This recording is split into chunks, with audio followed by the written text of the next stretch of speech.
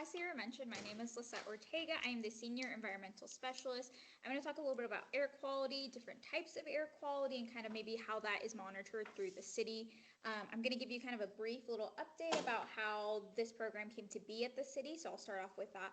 So I've actually been in my position for about 2 years now, so not very long, but this program has actually been with the city of Wichita since, I believe, 1972, so it's been going on for a while, and what that is it partially pays for my position, and it's also partially grant funded, and then we have a city match, so the city approves it every year, so I do have to get my position approved every year. And what this does is also give me a little bit of project funds to be able to work on different things, whether that be kind of educational outreach events or different programming. If you heard about the lawn care rebate program last year, we're helping take out gas powered lawnmowers and giving people rebates for electric lawnmowers. That was all kind of rolled into this program. This year we're a little shorter on funds, so we're looking at different avenues to try and get some of those programs going again. The lawn care rebate, hopefully we can secure some funding, and I can do that in a couple months this summer, so just keep an eye out. Depending on how you heard about this event, we on the Wichita Sustainability page or wichita.gov/sustainability is probably the best way to keep up to date with all the different programs and rebates. And then Ethan set up some educational information on the back too. But going into the presentation,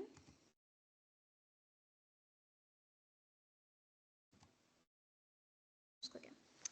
Okay, so first I want to talk about ozone. So this is what we primarily take a look at every day. So this is what I view. We have standards for this. So what that means is we have to stay in compliance with EPA rules. And so I have to keep monitoring this. And the way we monitor it, I'll get into a little bit more detail. But first I want to break down to see, to let everyone know kind of what ozone is, how it's formed, and then how we're able to monitor it. So ozone is a gas that occurs both in the Earth's upper atmosphere and ground level. So if you've heard of like the ozone layer, or maybe a hole in the ozone, this is gonna be a little different. So this is gonna be more ground level. So ozone can be good and bad. The ozone I'm gonna talk about is unfortunately the bad kind of ozone. And so good ozone lives in the stratosphere, so it's up above, it helps block UV rays. And then the ground level or bad ozone is the troposphere ozone. And then on this next slide, you can kind of see where that is. So where planes go up there, and then stratospheric ozone, that's kind of what we want to keep up there. It helps block the UV rays, helps decrease cancer or cases of like skin cancer. And then this is where we're kind of seeing ozone here, where it forms due to pollution, partially due to pollution.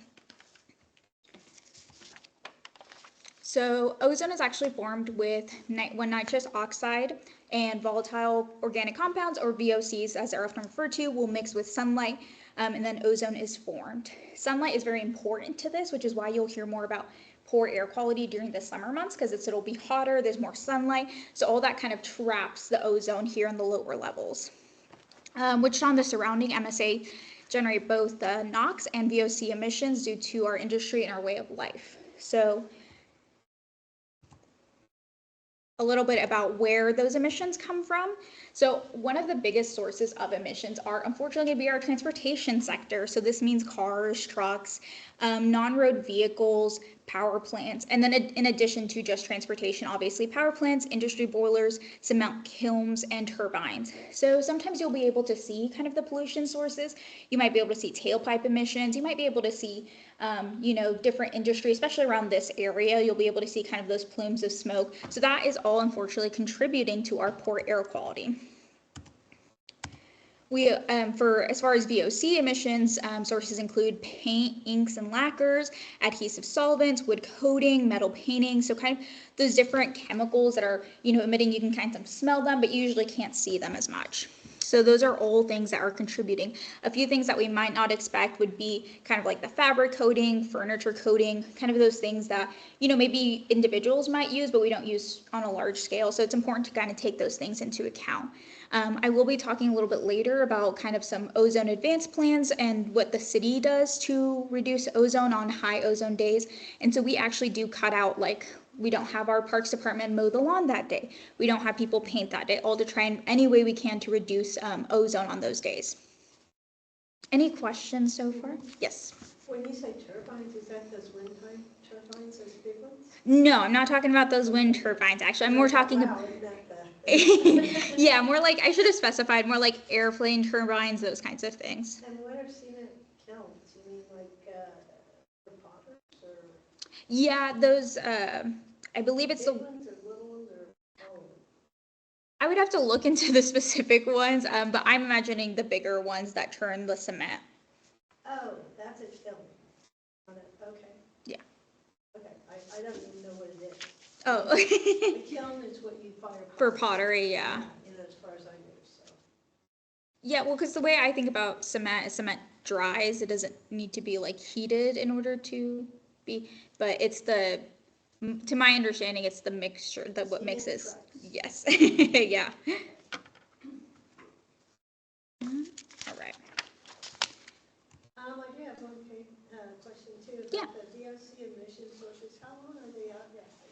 Most of those things, does it vary quite a bit, or is it like within 5 years you're going to be the most toxic with those things? Or? So usually those are during use. So while they're During use. drying and stuff, that's when it'll kind of emit those VOCs.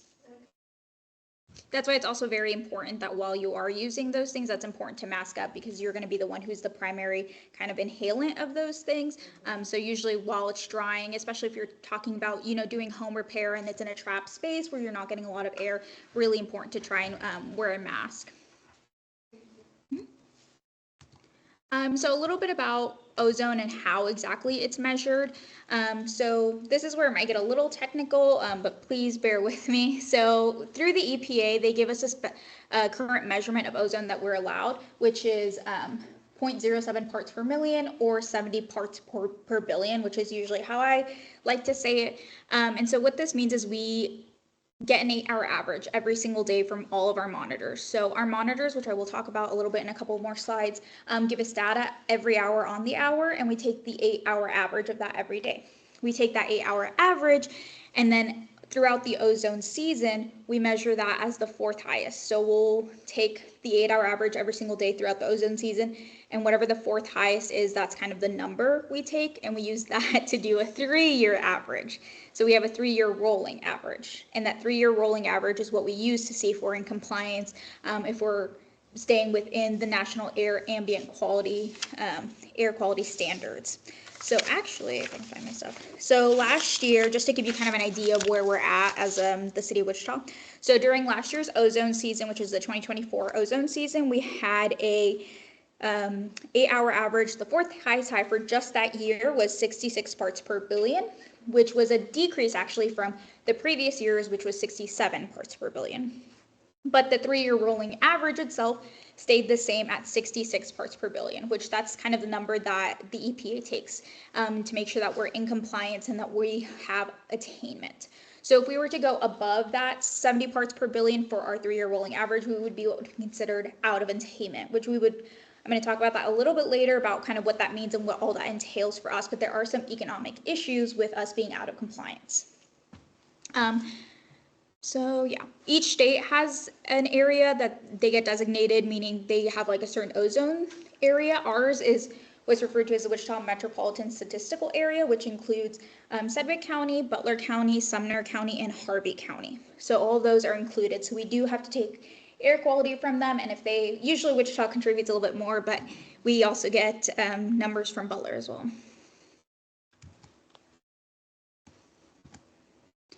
So these standards are actually a little bit new to us. They used to be a little bit higher, so the EPA used to allow more. This changed in 2015. I'm gonna grab some water real quick. Oh, sorry. So I can't remember what the old standards were, but this did change in 2015. So they were kind of looking at it saying, hey, what is healthy for us? What should we be doing? And they made it a little bit more stringent for us. And luckily, since those new standards have been in place, Wichita has been within compliance and we haven't been out of compliance. So that's been really good for us. Some other states have struggled a little bit more, but luckily we have been able to maintain compliance. I will say the EPA has been looking at adding to and updating those standards. So I will get to that a little bit more, but if you've ever heard about particulate matter, that's something else that the EPA is potentially looking at measuring as well, and putting in a certain number in the same way we have for ozone. Okay, So as I mentioned, for the Wichita air quality or Wichita area air quality, we include Sedgwick, Butler, Harvey, and Sumner counties. As I kind of alluded to earlier, we currently only have a standard for ozone. That does not mean that's the only thing I look at. All of these different types of air quality can affect us in negative ways. It can affect our health. So I have to make sure that I'm monitoring those and letting residents know when those issues are appearing, when those high air quality days are happening. So I know I've talked about a little bit about ozone because that's just the one that we are required to measure by federal standards, but we do have PM 2.5 as well. Oops, sorry, I forgot about those. If you can see, there's just our counties outlined, and these are the monitors we have that currently that monitor ozone. So I've mentioned we have those that give us data every hour on the hour, and I'll show you guys where you can find that because that's just publicly available data as well. You can see we have one Peck here, the health department, and then Sedgwick up there. So PM is particulate matter? Yes, it is, yes. And the 10 and the 2.5 is a particulate size? Yes, exactly. So beat me to my next slide. Oh, I'm sorry. No, you're fine. I'll shut up. No, you're fine. I love questions. So as you can see, the way we measure it is in, I think it is micromillimeters, if I remember correctly. Yeah, micrometers, sorry. And so this is actually a human hair, so it's kind of telling you how small those particulates are. PM10 is a little bit bigger than PM2.5, but that's what's being measured, just to give you kind of a little visualization. And as you can see, a PM10, there's 10 of those that could go around a human hair. So we're still talking about smaller than a human hair.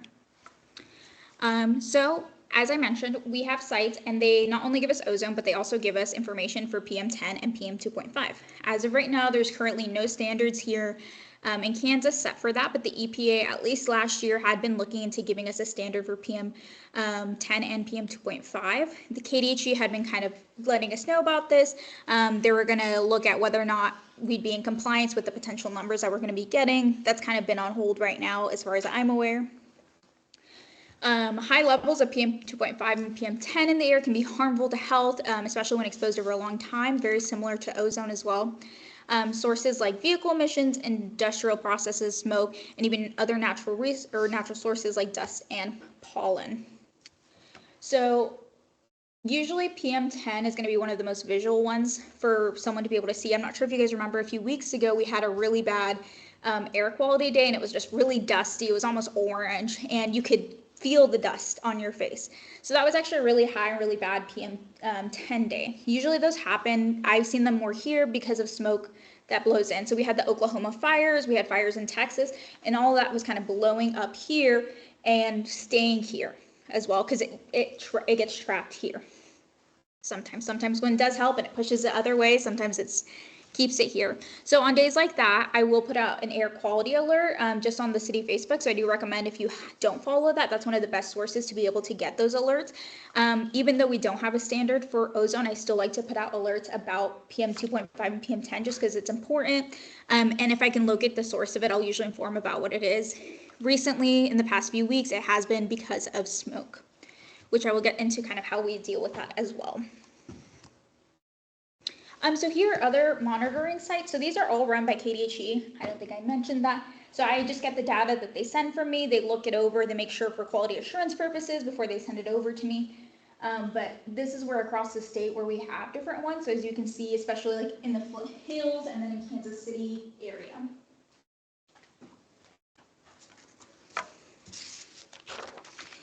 There have been requests to expand the number of monitoring sites, so especially within the Flint Hills, we see a lot of Flint Hills burnings, especially around this time of year. So it has made some people, especially in the Manhattan area, wanting or hoping to request one from KDHE. They're looking. Unfortunately, it's always kind of been a funding issue, but that's kind of where we're at right now with the amount of monitors we have. And each monitor does take people at KDHE, so in Topeka, who are looking at this data, sending it out and making sure that their monitors are functioning properly. There are sometimes we have monitors go down. So there's someone behind all of this looking at it and making sure that what they're putting out there is correct. Information that the monitors are calibrated correctly as well. So I mentioned a little bit about the data that we get and air quality alerts. So the way I usually do it is I go to airnow.gov. So this is where I get my hourly data. As you can see, this one I took this screen grab from April 15th. So this was updated at 11 a.m. Usually they update every hour. So every hour you go in there, sometimes they're a little late, I will say. So it's kind of frustrating when I'm seeing, ozone blowing into our area and, I'm waiting on an update. But this is how you can see. And so this is, you can put in your zip code and it'll try to give you the most accurate information for closest to you. And so you can see it has PM 2.5 on this particular day. We're at a moderate, which I'll kind of explain what that means. PM 10 was good and ozone was good. So just because one of them is a little higher or not doing well, it doesn't mean necessarily that all the others are going to go up as well, which is what makes it a little tricky when I'm talking about, having to look at ozone and getting a federal standard for ozone, but then PM 2.5 goes up. I'm not just going to not say things to people, but, unfortunately, ozone is what I am going to be monitoring the most and what I am most knowledgeable about. I'm starting to learn more about PM 2.5. But since that hasn't been required previously, but it's been more of an issue that has popped up in Wichita for sure. So as you can see, there's green and then there's kind of a cloud of yellow. Usually you can see these in like metropolitan areas, so you can see a lot of those emissions help trap that bad air quality. And then sometimes you see it in areas like this, where it might just be, it could be a wildfire, it could be industry happening a lot. So we'll see pockets of yellow and red a lot in western Texas where they have the oil fields. So those will sometimes be an issue. And then, so just kind of deciphering what those colors mean. So green is good. Green is great. That's what we want all the time. Every time I pop in the morning, checking your air quality first thing, I want to see green. Recently, I have not. I've been seeing some PM 2.5 pretty early in the morning get to yellow. So yellow is moderate. It is from a scale of 51 to 10. So this goes up to 300 and higher, as you can see. From anywhere from 0 to 50 is kind of where we want to be. Under 100 would be ideal, is what we want to stay under. Under 50 would be the best, obviously. But when it gets to that orange, that unhealthy for sensitive groups, that's where I start putting out alerts. So usually, like I said, you can keep track on our Facebook, and that's where we try to update. We get the most up-to-date information. But when it gets to that orange, that's when I want to start sending out to our communications team, hey, can you put something out there? I try and give people some tips if I can about, maybe stay indoors if you can, or wear a mask if you're gonna have to be outside, those kinds of things. And what it means is that it's specifically unhealthy for sensitive members, which may include older people, young children, people with asthma, respiratory issues. So it's really important that we're trying to protect our most vulnerable community. And as we get into red, purple, and maroon, which we don't want to be in, and I haven't seen it in a while since I think those like Canadian wildfires came down to us, but that just means it's unhealthy for everybody at that point. And obviously, I want people to be paying attention both at the yellow and the orange, even if they don't have any other kind of condition, it's just really important to kind of be aware of the air. But yeah, starting at red is where just anybody, it could affect anybody. And long-term effects are still being studied. So I'll go into kind of health effects. But did we have any questions on the previous slides? Okay, cool.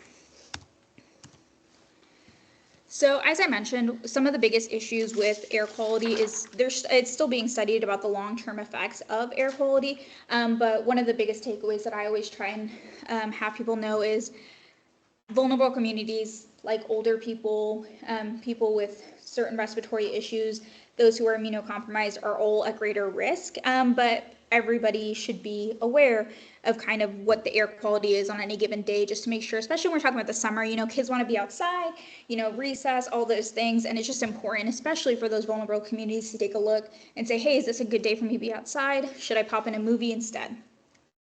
So there is decades of research showing that air pollutants like ozone and particulate matter increase the amount of seriousness of lung and heart disease and other health problems. There's been studies about increase of asthma cases in certain areas with bad air quality, so it's just really important to keep those things in mind. There are different things health issues that can arise depending on if we're talking about particulate matter or ozone, but they're pretty similar symptoms and health issues.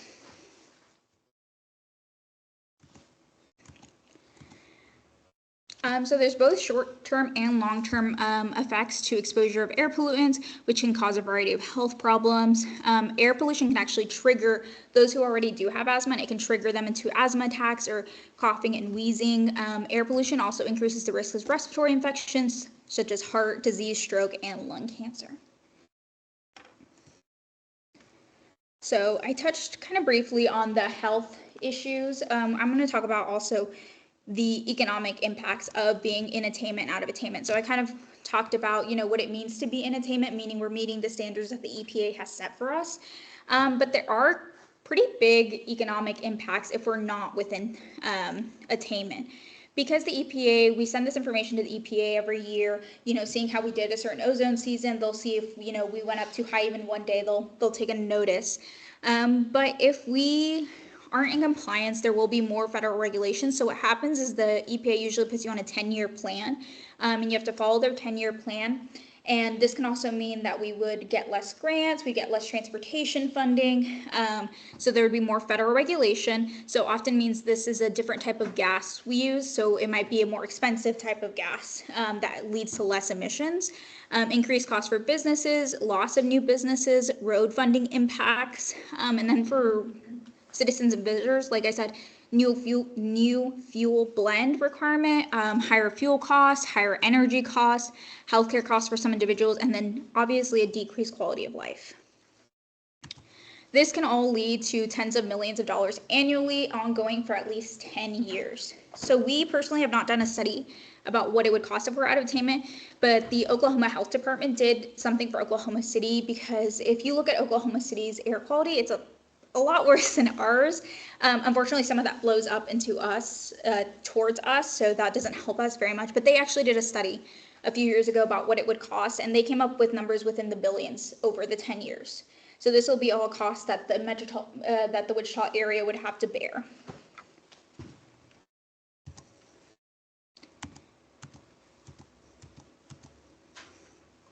Okay. So I've talked quite a bit about smoke just because it's been kind of a front and center issue that we've been seeing a lot. Plus, we're in the middle of the burning season.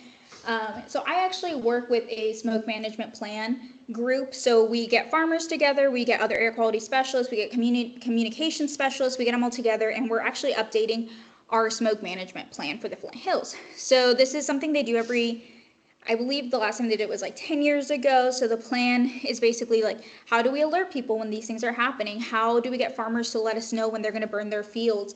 How do we make sure that farmers are aware of how the wind is going to affect not only where their fire goes, but also how that air is going to shift and maybe blow that smoke and bad air quality into a metropolitan area? So all of this is just kind of planning ahead and trying to get some kind of information put through not only on the farmer side to not affect their businesses and livelihoods, but also to make sure we're keeping our citizens healthy. So smoke impacts air quality in a variety of ways. Obviously visibility, we talked about that like a few weeks ago. We could physically see how that smoke was affecting the city. Particulate matter and ozone. I will say particulate matter is kind of the biggest one when it comes to smoke that is affected. Fires are an annual occurrence in the Flint Hills, and ranchers burn land to regenerate the soil, nutrients that will feed their cattle. It is kind of a necessary thing that they have to do every year, and the problem is that in Kansas, we get very windy days. We get very few days where it's very nice outside where they can burn. So what happens is they end up all burning on, one Saturday that's not windy. So that collectively makes it worse all over the state, because all the farmers across the state are like, awesome, no wind, let's do it. So that's kind of what we're trying to prepare for, and seeing if we can stagger them in any way, getting them to burn not only in this time, like springtime, but also in fall time, so we can try and stagger them a little bit so we don't just get a giant puff of bad air quality going through the state. So that's kind of what we've been working on for the past few months. That should be available on KDHE's website if anyone's interested. We're finishing up. I think this month's meeting actually got canceled, but I think we're finishing up now here in the next couple months. So it talks about communications options, best practices, things like that. Yes. Has anybody done any kind of study for other options besides burning, like overseeding or anything else? Yeah, so I know K-State has done a lot of, like their ag department has done a lot of research, and We actually have a K-State Pollution Prevention Institute that I believe has also looked into kind of that issue. We have some of those people kind of on as part of this team as well. I think at this point, just where the technology is and everything for the most part, and yeah, and the problem is we can't enforce when we would have to come up with new state I'm regulations. just curious, I mean, it's been going over centuries. Yeah, yeah. But it would be better if they didn't have to do it. Yeah, for sure. I do know it's probably one of the best and This is cheapest. not old growth forest. Yeah. You know, and cows polluting anyways too. Yeah, yeah, I do know that this is it. It's probably one of their best and cheapest options. It's going to be very hard for us to get, a whole industry to shift away from that, and it would probably take state regulation to be able to do that. So right now, we're just kind of focusing on trying to work with them and seeing, if we can help them with best practices. There are educational classes that are held by K-State to talk about those best practices and how best to burn, or if there's other options for burning. So I do know that's something that's definitely being pushed for farmers. There's a documentary we did a showing of last weekend. It's called Hot Times in the Heartland. If you want to check that out, they cover some of this too, and they cover some of that research directly and Okay, get some perspectives from the ranchers as well. thank you. Hot times in In the Heartland. Heartlands? Yeah. And yeah, you can watch for free on YouTube. Okay, will do. Yeah, so there are burn restrictions that come with this plan. It prohibits open burning during the month of April. So I'm not sure if you are aware, currently we are in a burn ban. We do this every April. We're talking about this within city limits, but it does not include, fire pits, includes fire pits, chimneys, and bonfires. It does not include gas and charcoal grills. So you guys are free to grill, do your Sunday barbecues as usual, but other things we are trying to ban just because it can create a greater air quality issue. So these are kind of the few things that the smoke management plan is able to do and enforce. So moving on to what can you do? So I know we talked about what we're doing a little bit, what the state is doing and how we're able to monitor all this. There's a few things that you can do. So postpone fueling is probably one of the easiest ones you can do, and it'll often help you as well. So especially during the summer months, if you fuel in the morning or kind of in the evening, that's actually less gas that's evaporating. So it's more gas that's actually going to your tank. So not only is it helping with air emissions, it's also helping with you getting more of the gas to actually go in your tank. Reschedule errands. So this is where I really would love if everyone could just, look at air quality alerts and watch the air quality alerts, because sometimes, if you can go in the morning to run an errand and then by the afternoon there might be an air quality alert. So just keeping an eye on what the air quality is. Did the city say anything on Facebook about it? Those kinds of things. Because it might be worth, especially if you're one of those vulnerable groups, to just maybe say, hey, I can do it tomorrow. Today's not a great day. Plus, it also helps not to contribute to it when we're talking about those transportation emissions. Postpone lawn work. So those are, not only are you outside breathing in poor air quality, especially if you have a gas mower, you're also contributing to it. Avoid using paints, varnishes, and solvents in the heat of the day. A lot of these are also going to help you personally with your air quality emissions and with your health. Limit idling. So this is kind of a big one. We've implemented within the city a no idling policy. So we monitor the city vehicles and try and make sure. I believe I put together a training for everyone who uses a city vehicle. So what this means is, trying to make sure that there's less of like sitting 10, 15 minutes in the drive-through when you can turn off your car and go inside, or that you're not just, inside your car listening to music for 20, 30 minutes. I myself have done that, have just kind of sat outside after getting groceries and just sat in my car. I usually try and turn it off if I can, though, if I'm just going to sit there for a little bit. So just trying to reduce, especially when we're not even using our car, when we're not physically going somewhere, trying to reduce those emissions. It'll also help your gas mileage too. And then sign up for ozone alerts. So not only do we have alerts through the city's webpage, if you go to wichita.gov/sustainability, you'll be able to sign up for ozone alerts too, which is where I send out emails letting everyone know when it's a high ozone day specifically. I do want to put something together for high PM 2.5 days and stuff, just making sure I don't need to go through any approvals just because we don't have any standards for that. But for right now, it's just ozone alerts. But we can check. We to check ourselves. Yes, 100%, yes. So you can go to airnow.gov, or Ethan did a great job in updating our sustainability page. And so actually when you go to wichita.gov/sustainability and you go to air quality, there's a little widget that will tell you in real time kind of what the air quality is that day. One of the things I always say if you can do would be to carpool. Ride the bus, bicycle, or walk. I'm a big multimodal transportation person. If I can ride my bike somewhere, I would love to. I don't think there is not very many bus stops around me, unfortunately. I know they can be kind of inconsistent as well. But if you can carpool with friends, definitely recommend it, especially on a high ozone day, kind of doing your little part. I love riding my bike. I used to, do that downtown. Instead of driving to get coffee 5 minutes away, I could ride my bike for 10 minutes, get good exercise, and then reduce my emissions as well. And then, so I meant to take this one off, that was my fault. So create an ozone action plan for your organization. So the city has, as I mentioned, an ozone action plan. So when I'm sending out alerts, I also send out alerts to every city department. And I say, hey, it's gonna be a high ozone day, let's put into action our plan. And so with each individual department, I have a plan of what they're gonna do. So for example, transit gives free bus rides on high ozone days. So you're able to ride the bus for free that day. As I mentioned, park stops mowing, they don't paint, different things like that. So I make sure every department kind of has their little thing that they can do to help reduce our emissions and keeping their workers safe as well.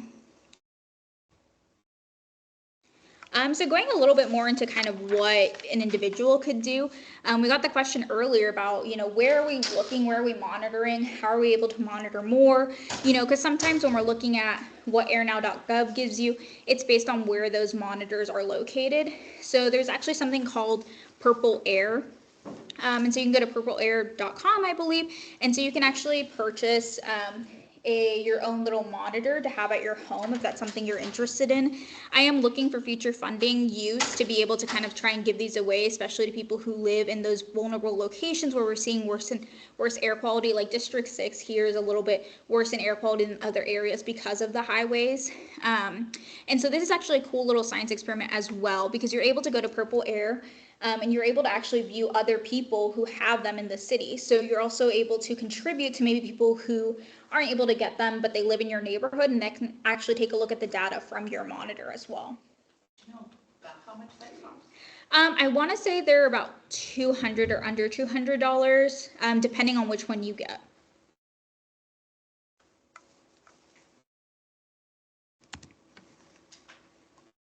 So this is a screen grab from the Purple Air, so you can see we don't have monitors in those areas, but those are actually pulled from people in Wichita who have purchased one and allow the data to go to that website.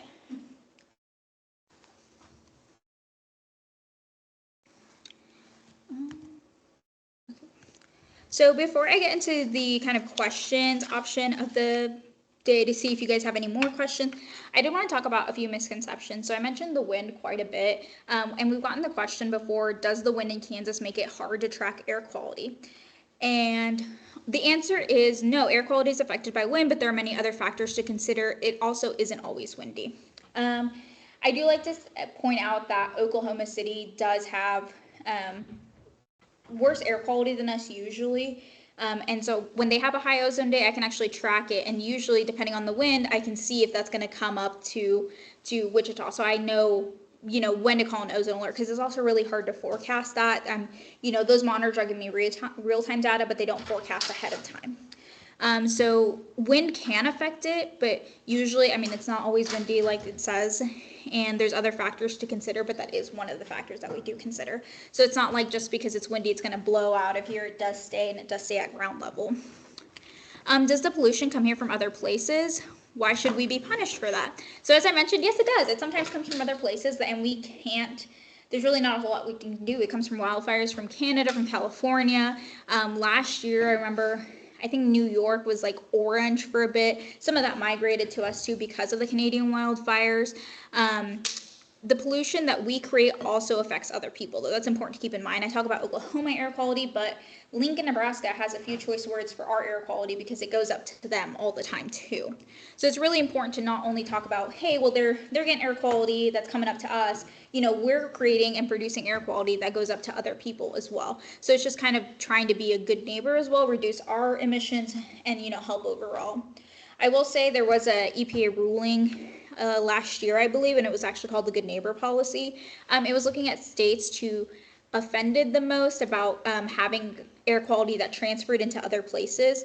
And so Oklahoma and California were some of the bigger ones. So this was looking at how specifically Oklahoma was affecting other states. And so they were what is called the primary kind of offenders, and Kansas was actually a list of the secondary states. So they were looking at action for the primary states and how to mitigate that, and that would also help not penalize us as much if we're getting bad air quality from Arizona or from Oklahoma. But it is also important to note that Kansas was a secondary state because of what we're pushing up to Nebraska. So just kind of looking at that and how we can be good neighbors or what the effects of that might be. Can we really do anything to affect air quality? So yeah, I would say some people are like, oh, well, it's all the cars, it's all the industry, we can't do much about it. But as I mentioned before, there's a few things that we can do, whether they're small little actions that we can take, start trying to make a culture shift to make sure that we're not only checking air quality, but doing what we can to reduce our emissions. If we can carpool a day, if we can ride our bikes, those kinds of things, use our car a little bit less. Those are really great things that we can do on a personal level to reduce our emissions. And is having more ozone really that bad? If I can't see it, feel it, will it still impact my health? And the obvious answer to this is yes.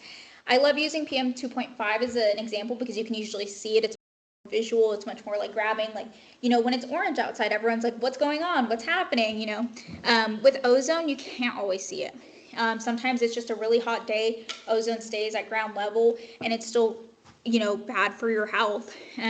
But ozone, as much as PM 2.5, has long and short-term effects, especially for those vulnerable groups. So it's just really important to just be aware and, take those steps to protect yourself as well. All right. There is my email. We also have the beairawarekansas.org page to find some more of this information. Also sign up to for ozone alerts. Do we have any other questions? Yes. Is radon in your wheelhouse? It is not, unfortunately. Okay. Yeah. Okay. And then I heard a story on NPR this morning about coal-fired plants, and Holcomb was mentioned. Would you worry more about ozone or particulates for that plant? As far as polluting? I think it would have to be both, honestly. I would worry more about ozone because we do have that federal standard in place, and that can affect us a little bit more greatly. PM 2.5 in general, just because it would be going up around the clock, so it's a little bit different than what we're seeing in the Flint Hills, where it's maybe seasonal, and we can try and do things to mitigate it, whereas that industry is a little bit harder to mitigate. So it'd definitely be something that I would have to keep my eye on pretty regularly. And is there a database for, I know there was that point in time, you can look, but is somebody keeping track? Like, so could we measure if Holcomb doesn't have to follow the same stringent rules, if that's having an effect going forward? Is, looking longitudinally? Yeah, so I'm not sure how, because of the way it's measured and the way we send things to the EPA, it doesn't really matter if it's like Wichita or if it's Andover who's creating a bunch. So they take the MSA, the average, like that. We do keep data going back years. I'm not sure if that's publicly available. I know I get it every year, so every year I can look at exactly like what day we had high ozone, which one of the monitors was going up high. So it's definitely something we can look at. We can look at historical data to see if, anything has changed or what has made changes. I will say, depending on how much emissions that is creating, it is going to be hard to be able to pinpoint one exactly, location or one thing. Mm-hmm. And you mentioned the fourth highest was like 66 on average over the past 3 years. Yes, yep. So what was the highest? Like the top three? I'm just like how high we went. Oh, so actually that day, I do have it written down. I think last year our highest was, if I can find the paper.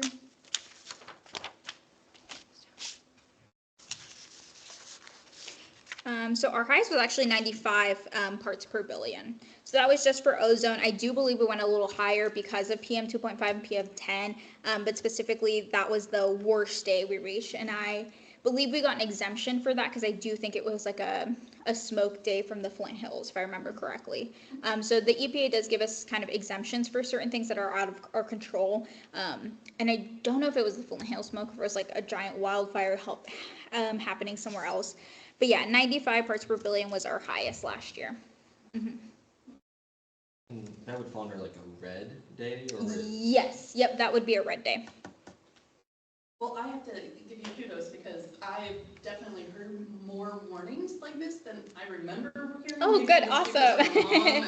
Now Yeah. I pay attention, Yeah. whatever. So, but thank you for Yeah, your work and getting the word Thank out. you. Well, no, thank you. I'm so glad, people are able to see a little bit more. That's kind of one of the issues I think we do face is communications.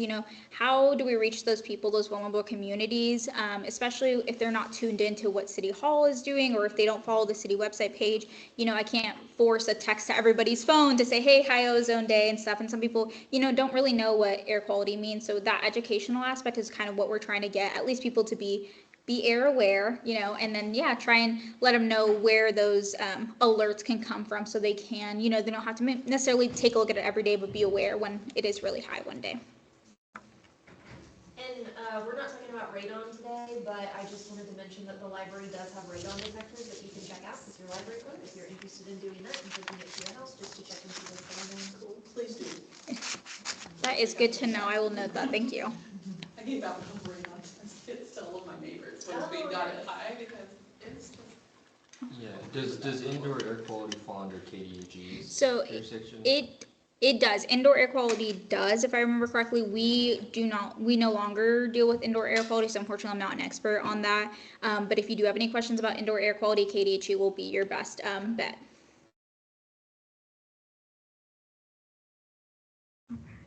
No questions online. Okay, cool. Well, thank you guys all so much. Like I said, if you think of any other questions, feel free to shoot me an email. I'll be happy to help out. Other than that, just please be air aware. Actually, I did. Oh, okay, yeah, no, of course. What's up? Sorry. Like on my phone, it'll give you, if the weather app gives you an air quality index, is that just like nationally they are mapping, or are you putting into that information for this area? I'm actually not sure how the weather app does get that. I do know I have my airnow.gov, which is where I get most of the information because it also breaks it down by air type. So that's the national part you're covering? Yes, yeah, because so KDHE sends the information from each monitor to airnow.gov, or they get the information from there. So that's usually more vetted, accurate information. I believe, if I remember correctly, the air quality on the weather app might give you like an average of like the different types of air quality that they're monitoring. I'm not really sure how they get, because they get one number. Know that much, but it's just like an AQR. Yeah. And it tells you how bad it is, and it'll be like just a number that's percentage of one. Yeah. So. I will say yes, if that's kind of all you have access to and that's what you're gonna look at every day, it's a great way to at least keep tabs on air quality. But if you want more kind of information, if you want to hone in, you want to get it every hour, you want to break it down by air quality type, I would definitely say airnow.gov is probably one of your best bets. I wouldn't be surprised if they're taking some of that information from airnow.gov. I mean, it will say good, fair, whatever, so it gives you an idea. Yeah. Thank you. Okay, well, thank you all for joining us. Thanks again. There's a lot of cool information and flyers in the back. If you're interested in filling out a program evaluation form, we have those in the back too. Yeah, and we'll have an event also at Evergreen tomorrow. We're partnering with the Health and Wellness Coalition to talk more about health and environment. We'll go expand beyond air quality, cover some other topics as well.